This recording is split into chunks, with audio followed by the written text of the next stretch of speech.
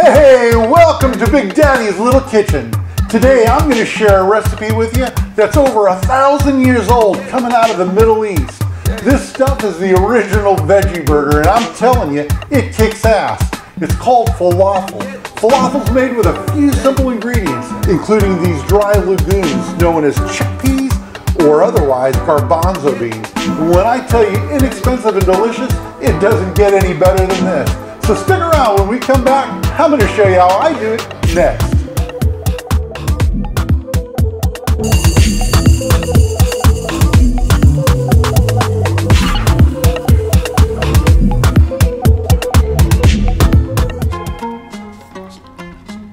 Hey guys, if you get tired of hamburgers, chicken, pizza, you know, the usual, and you're trying to reach for something else, try a piece of falafel.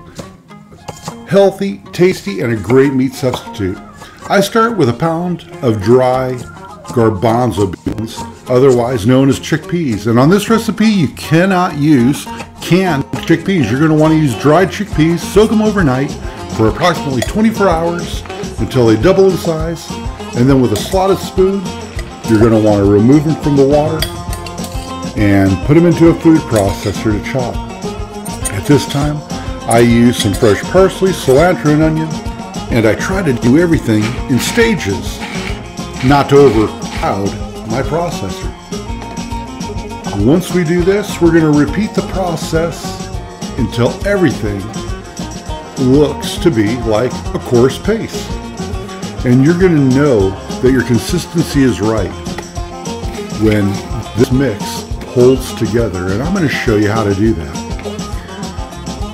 I want to tell you that falafel has been made for thousands of years in the Middle East and Israel and Egypt, and it's basically a normal staple in that area, and a good reason.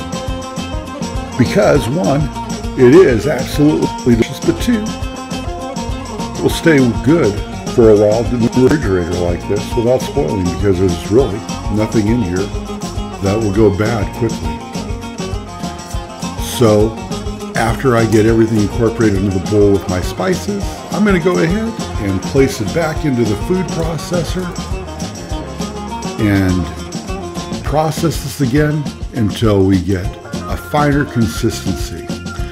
Remember this though, we are not trying to turn this into another Middle Eastern dish called hummus, which is much finer, but we're making falafel, and falafel has a coarse or a more coarse feel to it when it's ready to be used. And the reason we want it like this, because we're going to be lowering it in some hot oil to fry it, and we don't want it falling apart. Trust me, the first couple of times I made falafel, I had that very problem. So I'll tell you what, when you're doing this, if you should have any problems with it sticking together, you may want to add a little tiny bit more water or a little more flour to your recipe. And that'll give you a thicker, easier paste-like falafel to be able to form. I go ahead and take it down off the food processor and check that most of the moisture that I get from this comes from me rinsing off the parsley and the cilantro when I begin this recipe. And you're going to see right now that when you pick up a little bit of falafel and examine it, that it holds together almost like a loose clay would. And you can form a ball with it, like so, and it'll stay together. That's how you know your falafel's ready.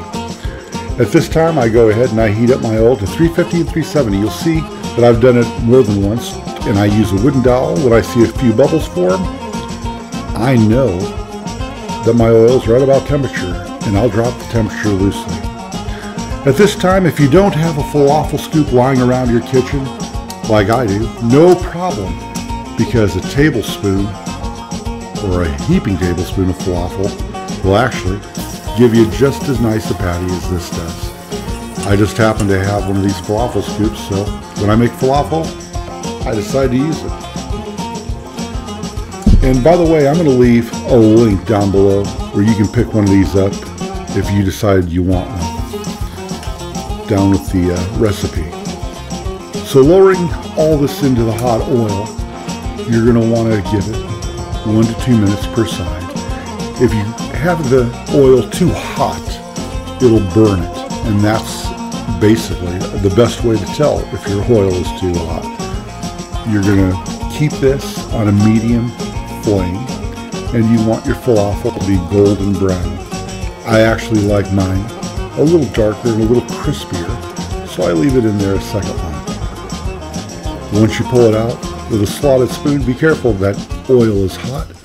Place it on a wire rack or a few paper towels to let any oil dissipate from your falafel.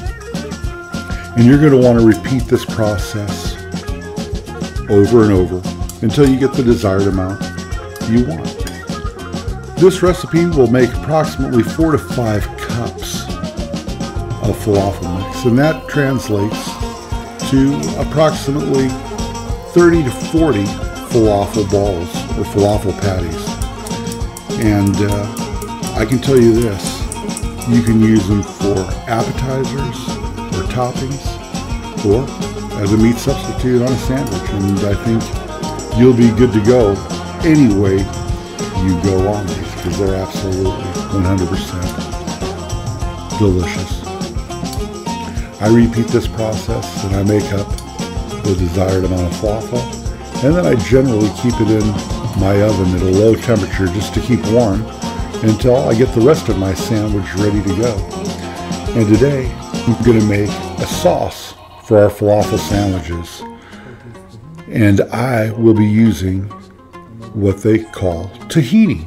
Tahini is basically ground sesame seed, and you can make this fresh, but I find it just as easy to go to a specialty store or even your local grocery store and buy a can of tahini paste like I'm doing, and I'll leave a link for that as well. I add a few pieces of garlic to mine, and you don't want to overdo it on the garlic because it'll become a little too strong. Tahini has the consistency of a natural peanut butter, and make this sauce, you're going to want to thin it down, and I like to use a natural Greek or Mediterranean style yogurt, one with no sugar. And today you can see I'm battling it here with a wire whip, but generally I would put this into a blender and blend it. It becomes smooth very, very quickly and very easily, and that is what I'd probably suggest you use. I'll also use the juice of a whole lemon, and I get a medium-sized lemon. You may like yours a little tart, so you'd add a little more lemon, and if you don't like it as tart, take a little lemon out. Continue stirring it and adding a little bit of water. I'm going to go ahead and get rid of this wire whisk, and I'm going to grab a fork and stop fighting it. There you go. Now add a little bit of water into your mix, because we're looking for a consistency of a heavy cream. And once we get it to a heavy cream, we're going to add a few spices into this. And I like to use a little cayenne pepper, a dash of cumin, salt, and olive oil. And that's really everything you're going to need into your tahini sauce. And I can say, guaranteed, this has got to be one of the best types of sauces for falafel. I would say this sauce to falafel is what mustard and ketchup is to a hamburger. So you're not going to want to exclude this from the recipe.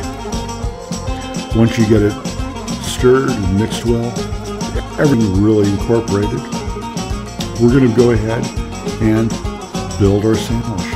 And for that, I'm going to use pita bread. If you don't get pita bread, you can, like I said, top this onto a salad or just eat it as an appetizer by itself. It's perfect any way you do it. But today I'm going to use pita bread and make sandwiches. So I like to heat or warm the pita bread up. And you can do that on your stovetop or in a microwave. The toppings that I'll use are lettuce, tomato, and onion, with a few pieces of falafel and the tahini sauce we made. I find this to be a very filling sandwich and very satisfying. And it's almost crazy when you taste this that you're not biting into something that has meat on it. So I hope you try this recipe. I know you'll love it. And remember, like always, to like, share, and subscribe this channel so I can bring you more great recipes. Until then, I hope all of you enjoy this one, because a 1,000-year-old recipe can't be wrong. See you next time. Thanks for watching.